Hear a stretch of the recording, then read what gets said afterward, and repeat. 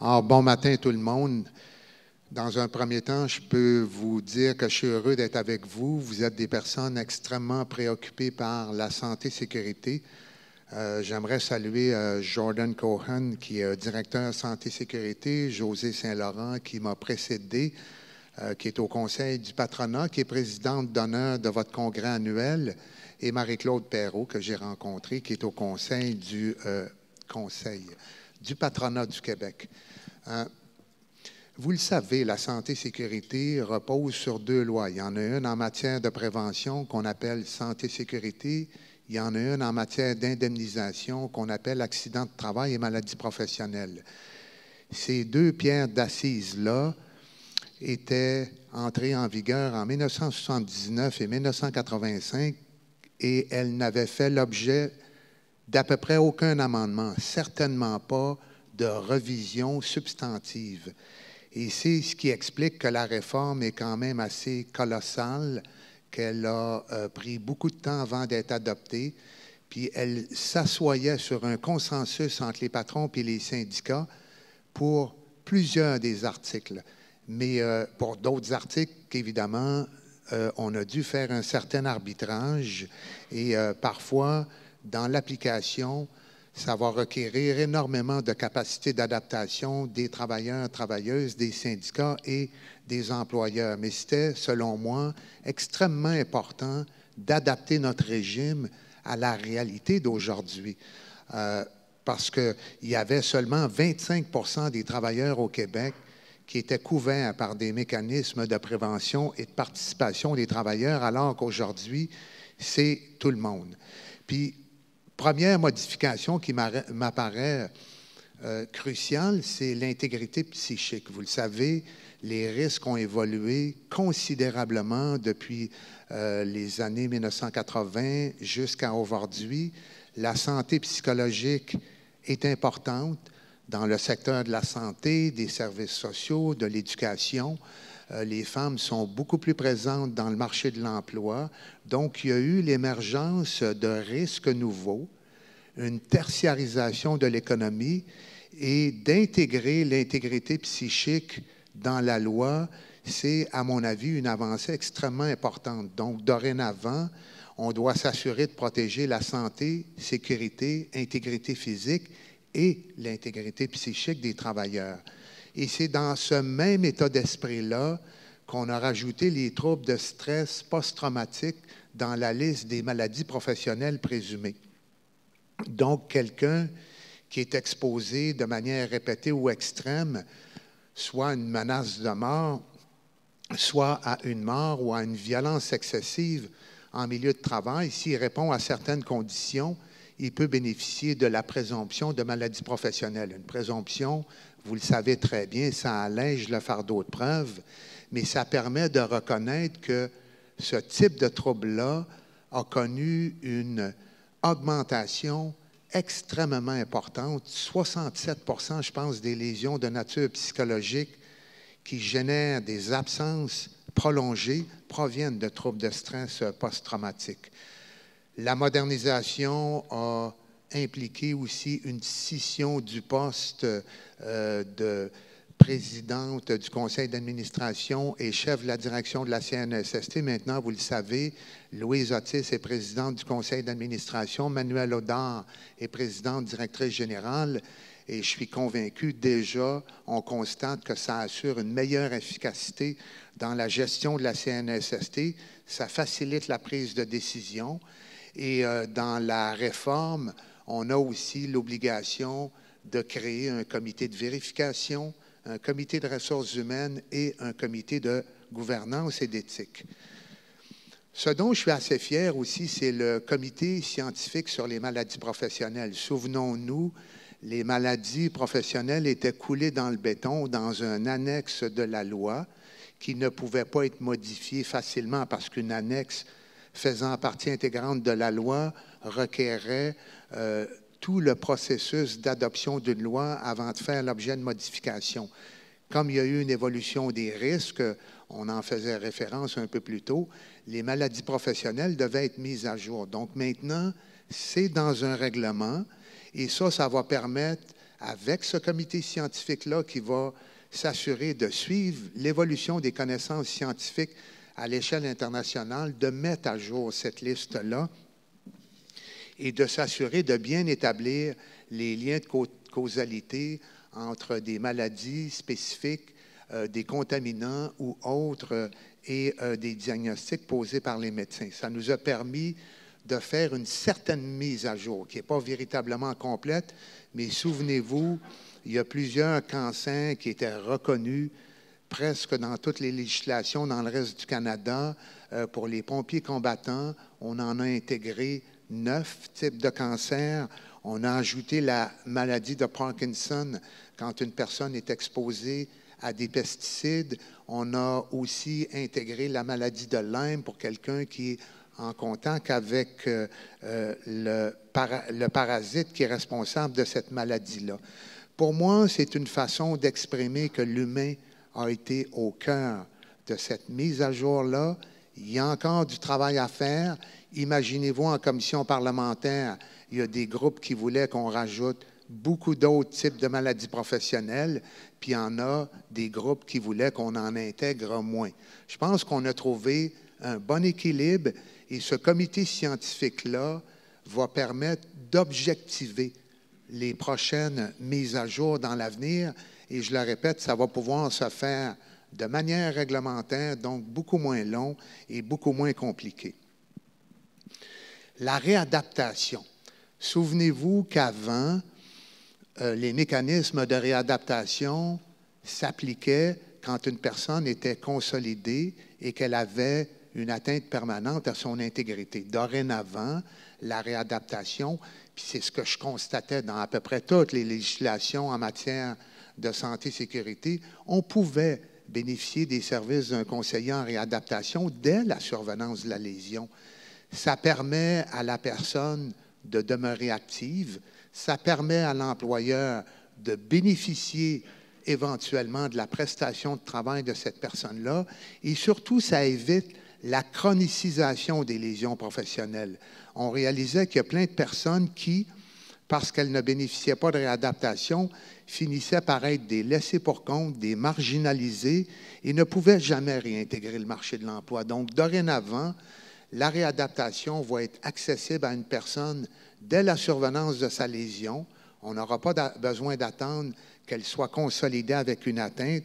Et pour moi, je pense qu'avec le temps, ça va générer des bénéfices extrêmement intéressants, puis même sur les coûts globaux de notre régime d'indemnisation. Il y a, vous le savez aussi, à compter du 6 avril 2023, il y aura la possibilité d'aller directement au tribunal administratif du travail et de passer au-delà de la révision administrative.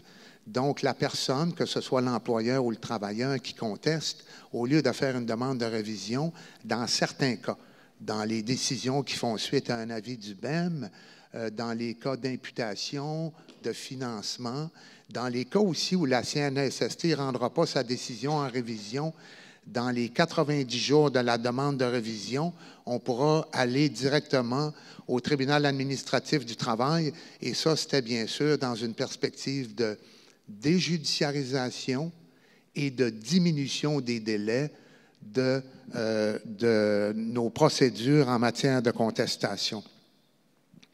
Je le mentionnais, la prévention maintenant couvre les 278 000 établissements au Québec.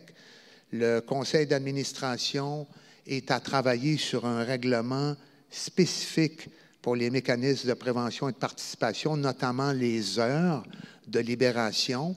Mais d'ici là, il y a un régime intérimaire qui a été mis en place et ce régime intérimaire-là va permettre d'accompagner les parties, aux parties de se prendre en charge, d'identifier les risques pour mieux les contrôler et les éliminer et donc aussi mettre en place des mécanismes de participation, c'est soit des comités ou des plans ou des agents de liaison, là, dépendamment du nombre de travailleurs. On a aussi une nouvelle obligation, puis je pense que ça, c'était fortement souhaité par plusieurs groupes pour un employeur qui sait ou qui est raisonnablement en mesure de savoir qu'un travailleur ou une travailleuse est victime de violences physiques ou psychologiques, et ça inclut bien sûr la violence conjugale, familiale ou à caractère sexuel, de prendre les mesures qui s'imposent pour accompagner la personne. Ça peut être de la réaffecter. Souvent, on réalise que la personne a des ecchymoses, qu'elle est anxieuse au travail, qu'elle s'isole. Il y a plusieurs signes comportementaux qui permettent à un employeur de réaliser qu'une personne est victime de violence et que ça affecte la qualité ou la quantité de sa prestation de travail. Donc, ça va véritablement de soi dans le contexte social d'aujourd'hui.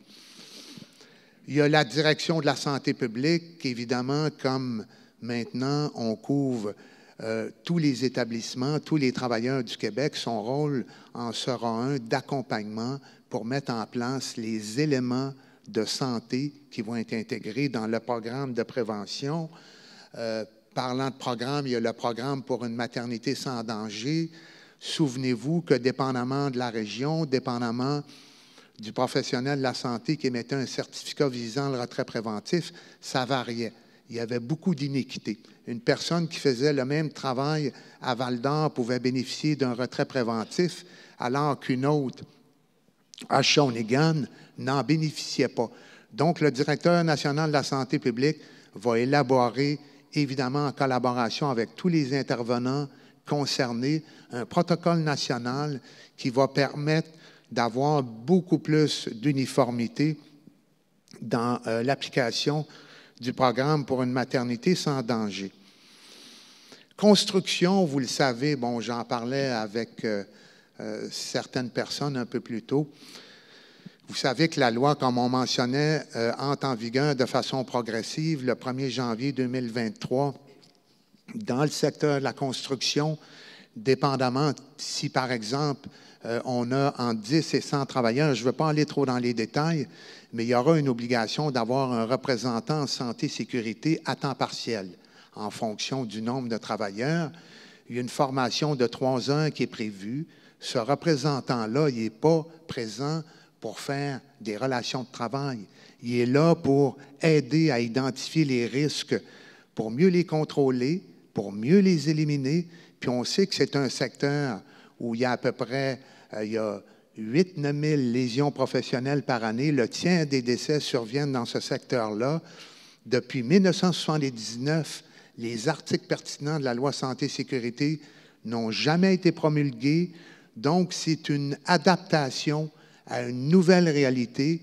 Mais moi, j'assure constamment les partis que cette transition-là doit se faire de la manière la plus harmonieuse, en accompagnement avec les inspecteurs de la CNESST, puis s'assurer que les représentants sachent bien quel est leur rôle, puis leurs responsabilités sont bien définies dans la loi.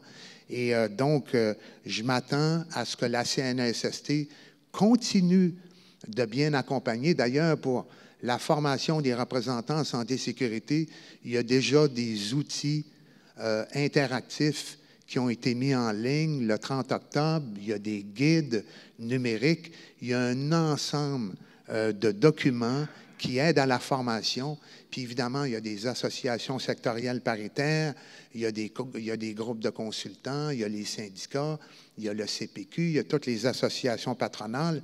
Je pense que tous ensemble, on est capable de faire en sorte que cette réforme-là soit une réussite. Travailleuses domestiques. Ça, c'est un autre changement qui est important. Il y a à peu près 18 000 travailleuses domestiques au Québec qui proviennent de pays étrangers, qui arrivent au Québec, qui sont extrêmement vulnérables, qui avaient des accidents de travail, qui faisaient l'objet de terminaisons d'emploi, qui n'avaient pas la possibilité de faire des réclamations pour être indemnisés à la CNESST. Dorénavant, ces travailleuses-là, puis c'est déjà en vigueur, sous réserve de certaines conditions, vont pouvoir bénéficier d'une indemnité de remplacement de revenus. Même chose pour les agences de placement, les agences qui louent ou prêtent des employés, ils vont faire l'objet de certaines obligations et leurs responsabilités ne pourront pas être évacuées dans un contrat ni conventionnellement. Télétravail, vous le savez, c'est une réalité qui s'est accentuée beaucoup. On a des dispositions en matière de télétravail. Le télétravailleur est protégé. L'employeur a certaines obligations.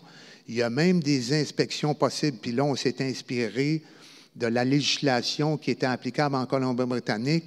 Évidemment, ça prend le consentement du télétravailleur ou de la télétravailleuse pour que l'inspecteur est sur place. Tu sais, si on a des motifs raisonnables de croire que la personne s'expose à un danger ou qu'elle est susceptible de subir un accident de travail ou une maladie professionnelle, ou si un juge de paix considère qu'il y a un danger réel, il pourrait émettre un mandat pour permettre à la CNESST de se présenter.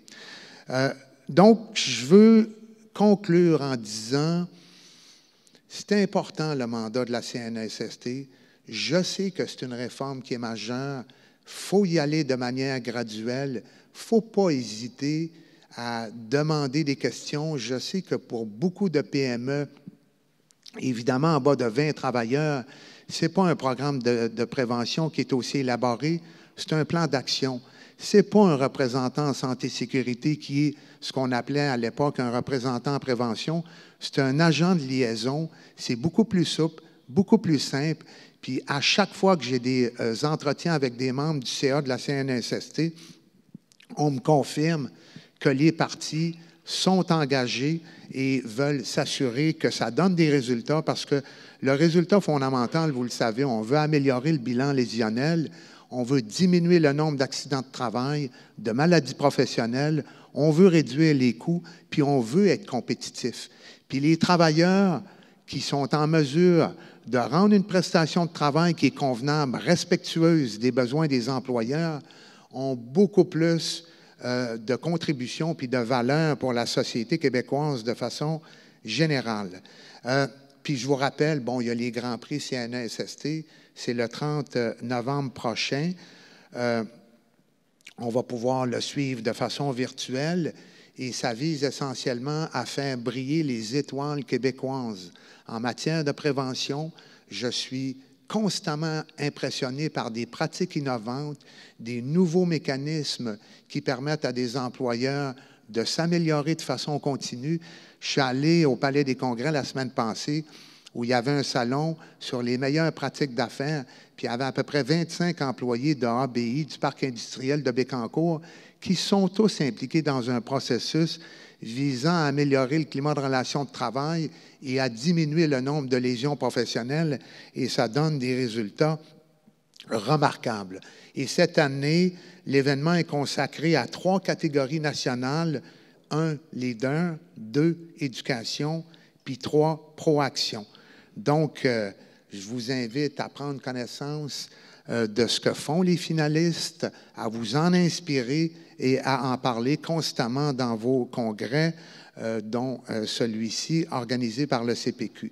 Alors, je vous lance l'invitation de travailler ensemble dans un esprit de collaboration et de solidarité pour le bien commun des travailleurs, travailleuses, des syndicats et des employeurs.